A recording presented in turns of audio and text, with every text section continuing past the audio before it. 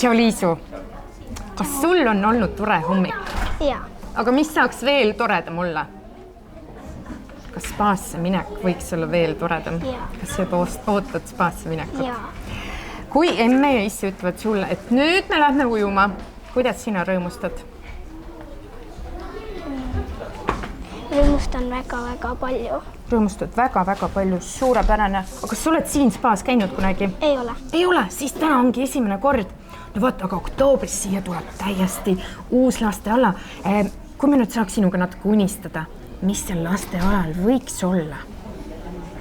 Mis seal võiks olla? Mis sulle meeldiks, et spaas oleks? Väga palju torusi. Väga palju torusid, nii.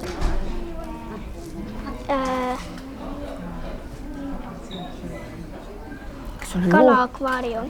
Kalaakvaarium.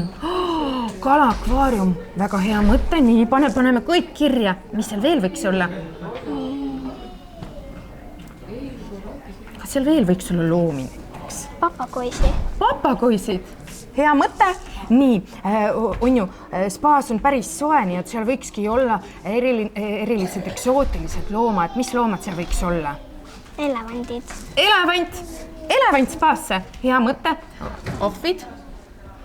Ahvid. Vaata, meil on siin taga ka üks ahvike. Kas ahvid ka võiks olla spaas? Jaa. Päris vinge oleks. Nii, kes veel võiks olla spaas?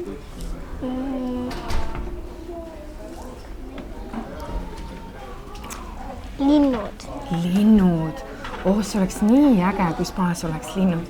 Aga Liisu, räägi mulle, mida sulle meeldib teha? Uisutada. Uisutada? Kas suvel saab ka uisutada kusagil? Tartu Lõunakeskuses. Vot, seal oleks päris mõnus veeta, eriti kuumad suveilmad. Kas sa käid uisutamise trennis ka? Jaa. Päriselt, kui kaua sa oled juba uisutanud? 6 aastat. Nii et sina oled juba päris osav. Kas vees saaks miskit ilu uisutamisest ka harjutada?